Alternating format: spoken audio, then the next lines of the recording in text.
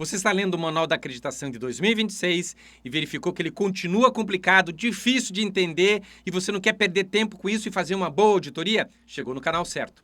Eu sou o Célio Luiz, trabalho com gestão da qualidade há mais de 40 anos, com a ONA desde 99, ou seja, são quase 27 anos aí praticamente trabalhando com a ONA. Fui professor de avaliadores, avaliador líder, viajei o Brasil inteiro, dou aula sobre esse tema e aqui eu vou passar todo o meu conhecimento com conhecimento que você vai transformar nos aspectos práticos do dia a dia, de como se pode implantar isso e fazer uma boa auditoria. Vamos acompanhar então as nossas aulas, deixe o seu like, é uma maneira que você pode nos ajudar, compartilhe, escreva alguma coisa para se tornar relevante estas aulas que eu vou dar para vocês, passando essa interpretação do manual e você vai se dar muito bem lá na auditoria, fazendo um excelente trabalho. Vamos lá então, pessoal?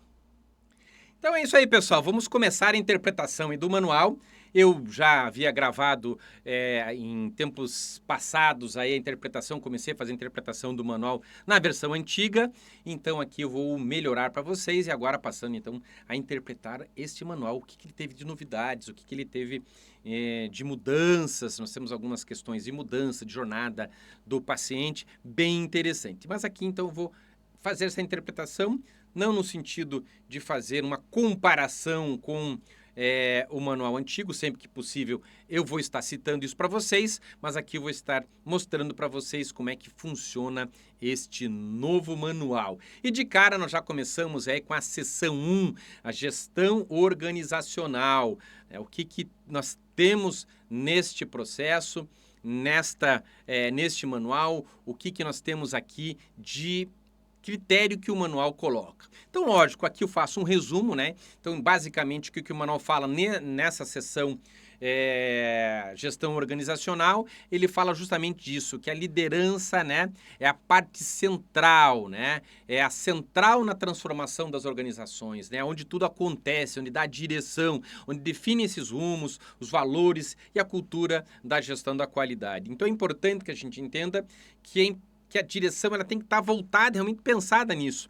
A gente vê muito aí muitos hospitais que acabam fazendo acreditação porque o concorrente quer, porque o outro quer, e normalmente isso não acaba bem, pessoal. É como se a gente fizesse colocasse um carro todo enferrujado e colocasse uma capa em cima dele, né? Então a gente tem que tomar muito cuidado quando a gente fala na transformação de uma organização de saúde, principalmente quando está buscando esses critérios de qualidade, né? Eu vou deixar aqui na descrição do vídeo também, quem quiser me acompanhar no LinkedIn, eu normalmente escrevo vários artigos lá relacionados a isso, você pode acompanhar lá também. Adiantando também, você pode acompanhar os nossos vídeos, que eu também estarei lançando na sequência, um curso de implantação da ONA nas organizações de saúde, então você vai acompanhando isso aí nos nossos vídeos e nas nossas mídias sociais, pessoal. Vamos lá. Então, o Manual 26, o que ele muda? Ele muda um pouquinho o texto, ele foca um pouquinho mais nesse aspecto estratégico. O que mudou agora nesse manual, né? Fala bastante, deixou muito mais claro esse ESG, ou seja, o aspecto ambiental, social e de governança. No manual antigo ele en passant, ele dava uma maquiada nisso e não falava desses aspectos. Agora, no manual novo, nós temos bastante coisa sobre isso. O que ele fala também nessa parte, né, que o planejamento estratégico ele sempre deve orientar as decisões, mobilizar as pessoas e promover esta sustentabilidade. Isso é o que está lá nessa gestão organizacional. Aqui nós temos um termo novo, né? A ONA passa a utilizar as diretrizes, né? Aquilo que reforçam a valorização das pessoas, a equidade, a cultura justa, né? A responsabilidade social e reconhecer sempre que essa organização ela gera um impacto além, né, desse desempenho assistencial. Então, são algumas novidades que nós temos aí nesse manual, quando ele fala claramente e cita aí o ESG para a implantação dos hospitais. Define, como todos sabem, ou se você não sabe, os 3 níveis de certificação, os 3 padrões. E, como sempre, no padrão, né, do nível 1, ele vai definir a direção estratégica. Então, há uma mudança conceitual nesse novo manual. No manual antigo, ele focava muito em segurança, ele sempre citava isso. Agora, ele já fala o seguinte, uma definição estratégica passa a ser critério de padrões de nível 1, ou seja, estabelecendo objetivos, o modelo de gestão, nas diretrizes institucionais, que antigamente ele falava de políticas, né, de maneira orientada para a segurança, garantindo então dessa maneira um acompanhamento e os recursos necessários para essa implementação. Então, uma grande novidade, se você vem do manual antigo para esse, ficou muito mais claro no manual o aspecto da direção estratégica, que antes ficava ali basicamente numa subseção e não deixava muito claro. Então agora está muito claro que a definição estratégica da direção estratégica e seus objetivos estratégicos e seus desdobramentos passam a ser critérios de padrão de nível 1. Já no nível 2, ele poucas alterações, né? É a mesma coisa, vai monitorar essas implementações dessas estratégias, do modelo de gestão, né? Então analisa os resultados, promove as melhorias, né? Com foco na segurança, na qualidade do cuidado e envolvendo as lideranças. Então, houve uma mudança aqui um pouquinho conceitual quando eu coloco assim, né? Monitora a implementação das estratégias. Então, deixa mais claro que o nível 2 é implementação, é colocar em prática as estratégias. E eu sempre falo que pega mais no pé das lideranças. Então, é o nível 2. E o nível 3 é poucas mudanças, né? Basicamente é a mesma coisa, não alterou. Promove a melhoria contínua, né? Com fortalecimento dessa efetividade das ações, ou seja, dos resultados positivos dessas ações, né? Para consolidar essa organização, essa cultura organizacional que tem que estar orientada para a segurança. Quando a gente fala que segurança, é segurança de toda a instituição, de todos os processos, né? Não só segurança do paciente, mas segurança lá na tecnologia da informação, no financeiro, na administração, na gestão de pessoas, tudo orientado para a segurança, para a qualidade e, lógico, o valor é em saúde. Esse é o requisito básico dessa definição desses padrões. E entramos já na subseção 1, liderança organizacional. No próximo vídeo eu vou passar para vocês as grandes mudanças. É interessante que a gente entenda o que teve aí de mudanças na primeira subseção. É o próximo vídeo, então acompanhe o nosso canal, clique no sininho, se inscreva para que você receba as notificações desses nossos vídeos, dessas nossas interpretações. Ou seja, eu vou passar aqui para vocês, pessoal, conhecimento de quase 30 anos com o ONA. Então eu vou estar passando para vocês aí. Então não esqueça de colocar o sininho, principalmente deixa um like, escreve algum comentário, alguma coisa, deixa algum comentário para que o YouTube entenda como relevante, pessoal. Ajude o professor aqui, né, a trabalhar, a divulgar esse assunto. Veja bem, estou fazendo uma interpretação de que como eu trabalho como executivo de qualidade, como consultor de qualidade, estou passando para vocês o que eu faço nas instituições. Então aproveite esse conhecimento. O mínimo que eu peço para vocês é que você compartilhe com alguém da área de saúde, deixe o seu like, isso é muito, muito importante, tá? Então para o vídeo, dá um pause no vídeo, entra lá, dá um curtir, isso ajuda muito e é uma forma singela de você reconhecer e agradecer o nosso trabalho, que isso aqui dá muito trabalho, pessoal. Bom, o que acontece lá na subseção 1, eu sempre vou estar fazendo um resumo para vocês. Então, eu estou falando aqui da introdução do próprio manual e aqui eu vou resumir um pouquinho, né? Senão não é o momento de eu ficar lendo o manual. Então aqui basicamente o que acontece nessa liderança, nessa subseção, é a transformação da organização. Ela tem que começar pela liderança. Então o manual 2026 ele destaca essa liderança, ele fala na governança como fundamentos do quê? De uma gestão ética, transparente e orientada para esse propósito. Eu sei que na realidade brasileira isso é um pouco complicado, eu sei que muitas vezes as organizações, a direção não está preocupada com isso, ela está preocupada com o selo, mas você que está aí me ouvindo, me assistindo, não pertence a esse grupo desse tipo de direção. Você vai pertencer àquele grupo que vai ter que implantar. Então aqui você vai ter que fazer e aqui você vai ter que entender de que maneira isso funciona. Então uma liderança, muitas vezes, aqui a gente está pensando no ideal, né? Ela tem que ser vista como prática, né? Aquela prática ativa, interessada, capaz de alinhar o que é a estratégia, o planejamento estratégico, mobilizar essas pessoas, mobilizar os recursos, para quê? Garantir a coerência entre o discurso e a prática. Então não adianta eu dizer eu quero fazer qualidade, mas não contrato uma pessoa para qualidade. Percebe? Então não tem ninguém na qualidade, é você que toca lá a TI, vai tocar o escritório da qualidade. Não, você que cuida de gestão de pessoas, também cuida de gestão da qualidade. Não, precisamos alinhar isso, precisamos ser coerentes, né, com o discurso e com a prática. Né? Volto a repetir, eu sei que no Brasil a realidade é um pouquinho diferente. Mas vamos lá. E a governança, o que, que ela faz? Ela sustenta essas decisões de maneira justa, de maneira responsável, conectando o quê? O que foi planejado, né, o planejamento estratégico, com o desempenho operacional no dia a dia e verificando se isso traz uma melhoria contínua. Né? E assim, nesse contexto da acreditação, a gente entende que o quê? Os líderes têm que ter uma posição de protagonismo nessa construção da qualidade, ou seja, né, de eu poder movimentar toda uma instituição para ter segurança desse paciente de maneira sustentada e legítima. Bom, aí a descrição, lá no manual tem uma descrição um pouquinho mais completa, eu deixo sempre em negrito, chamando a atenção de vocês. Então, basicamente, a descrição exige o que da organização da área de saúde? Né? Um modelo de gestão, baseado no quê? Numa governança de maneira ética, participativa, transparente, que faça o quê, pessoal? Que integre as áreas. A área assistencial, a área administrativa, a área de apoio, todas essas áreas. Tá? E essas partes interessadas, os stakeholders, têm que participar ativamente das decisões, com mecanismos que garantam o quê? Uma escuta ativa desse processo, ou seja, que as pessoas nos escutem na implantação, né? Que tenha uma correspondência, uma clareza dos papéis dessa liderança envolvida nesse contexto. Então, o modelo, né, da liderança organizacional deve fazer o quê? Deve definir o quê?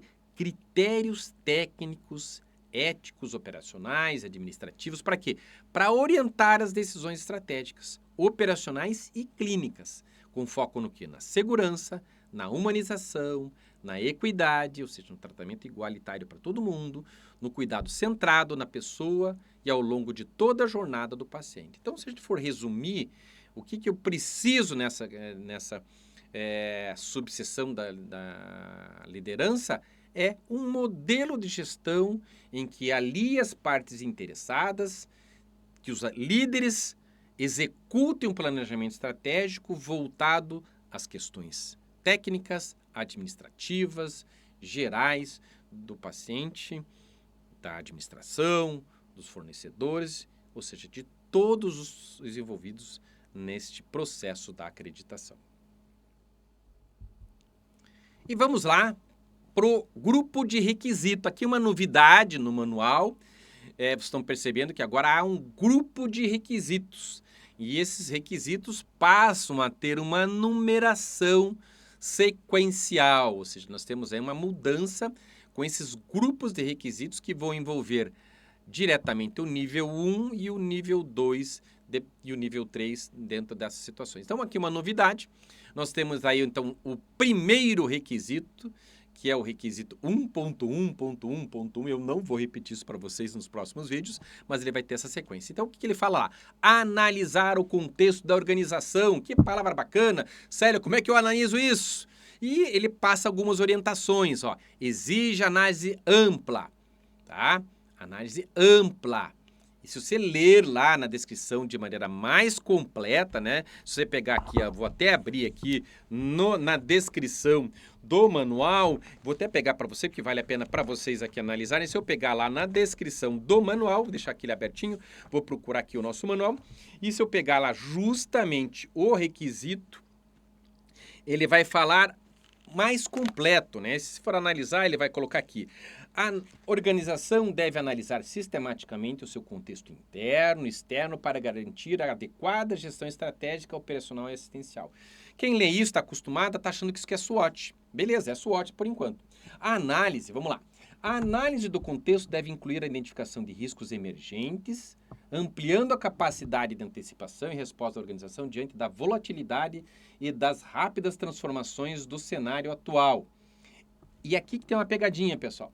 Esse processo deve considerar fatores como ambiente regulatório, aspectos econômicos, sociais, ambientais, estruturais, organizacionais, cultura, processos internos, capacidade de recursos, demanda das partes interessadas e riscos organizacionais. Muitas organizações usavam o SWOT e estava suficiente. Pessoal, se você ler essa orientação, você vai verificar que SWOT não é suficiente. No novo manual, você vai precisar fazer uma análise de PESTEL. Se você não sabe, acompanhe os nossos vídeos. No nosso curso, a gente explica direitinho como é que faz isso. É uma análise um pouquinho mais complexa, porque ela envolve justamente isso. Então, quando você pega essa frase aqui, quem conhece, percebe que é o conceito da análise de PESTEL. Então, tome cuidado aqui, é uma pegadinha da ONA, entendeu? Se você fizer só análise SWOT, não vai atender ou vai atender parcialmente esse requisito, tá, pessoal? E então, ele até praticamente, quando ele coloca lá na sugestão de evidências, ele coloca lá ambiente interno e externo, forças, fraquezas, oportunidades e ameaças.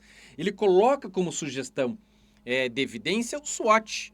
Mas na descrição da orientação, ele está falando orientação, ele está passando PESTEL, pessoal. Então, eu acho que talvez houve uma desconexão aí, talvez o grupo que fez a orientação não se tocou que na sugestão de evidências eles tinham que ter se colocado o que eles colocaram lá acima, que é esses cenários, esses aspectos regulatórios e econômicos, que é o PESTEL. Mas o manual, então, fica aí a dica para vocês, né? Análise do SWOT, a pesquisa de satisfação de clientes, as devolutivas dos profissionais, fornecedores e outras partes interessadas como sugestão de evidências. Minha sugestão, tudo isso tem que estar dentro do quê, né? Essa análise desse contexto da organização tem que estar dentro do planejamento estratégico e faz um bem bolado, faz uma análise SWOT, faz uma análise PESTEL dentro do planejamento estratégico. Também faz a pesquisa de satisfação, sugiro uma pesquisa de clima, entendeu? Para subsidiar o teu planejamento estratégico e uma pesquisa com os stakeholders também. Aí você consegue atender o que ele orientou nesse processo. Então, pessoal, é isso aí nesse requisito de nível 1, hein? O segundo requisito, estabelecer a identidade organizacional. Mudou pouca coisa, né? Basicamente a mesma coisa do manual anterior, fala na disseminação da missão, da visão e dos valores, cita um pouquinho da abordagem sistêmica e de que todas as partes sejam interessadas. Então, o que ele pede também nesse manual? Que é uma evidência da participação dos stakeholders nessa definição de missão, visão e valores. E dá uma sugestão, né? Um documento institucional, material de comunicação interna que divulgue isso, que os treinamentos abordem esse tipo de situação, na pesquisa de clima, na pesquisa de satisfação dos clientes, dos fornecedores, em registros de reunião de liderança, na estrutura hierárquica, ou seja, você estruturar essa identidade. Então, missão, visão e valores, como é que eu tenho que produzir a evidência? Na minha sugestão, vai colocar tudo isso dentro do planejamento estratégico e vai distribuir isso através de lista de ciência. Nos treinamentos, inclua essa identidade organizacional nos seus treinamentos. Você pode colocar em placa. Você pode enviar para os stakeholders e pedir uma ciência do que é a missão, ou seja, tem que produzir evidências de que essa identidade organizacional está disseminada. Então, você tem algumas sugestões que eu passo para vocês aqui nesse modelo que vocês podem ter de disseminação, pessoal. Então, aqui, lógico, há outras situações, mas aqui o vídeo eu passo um aspecto geral, caso você queira se aprofundar, como eu coloquei, fica atento aos cursos que a gente passa para vocês, que a gente passa de maneira mais personalizada com os alunos, beleza? E vamos lá para o requisito 3, ainda de nível 1, estabelecer a estratégia organizacional. E aqui nós temos um detalhe, né, pessoal? Aqui nós temos um requisito core. Lembrando que o requisito core na ONA ele tem um peso diferenciado. Então, toda vez que nós tivermos um requisito core, nós vamos ficar aqui com as instruções em verdinho. E, basicamente, o que ele coloca nas orientações, né? Um planejamento estruturado. Então, o que é? Um planejamento estratégico estruturado, veja lá, aspectos econômicos, ambientais, sociais, riscos e boas práticas de governança, né? Incorporar a jornada do paciente, metas e mensurar esse progresso. Então, ele orienta que a estratégia tem que incorporar agora esses critérios ambientais, sociais e de risco lá no teu planejamento estratégico.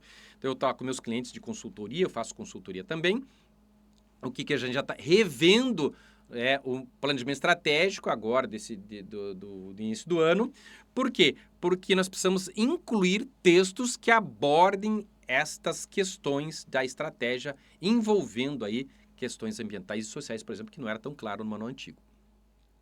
A sugestão de evidência, planejamento estratégico, né, que tenha lá os aspectos estratégicos e operacionais, os indicadores, metas, planos de ação, relatórios de acompanhamento, reuniões e disseminação da comunicação.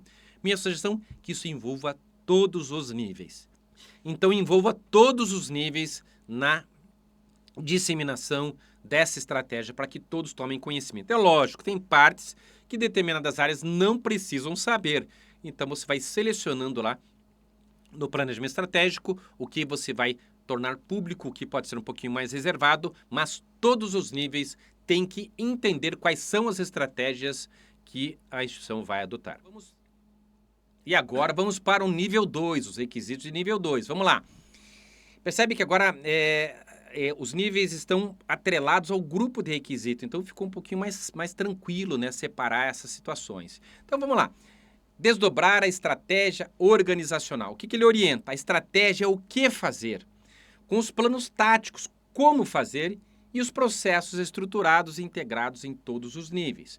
Ele até dá uma sugestão lá, que são os planos de ação, os projetos, os relatórios, os registros de reunião, os indicadores, a análise crítica.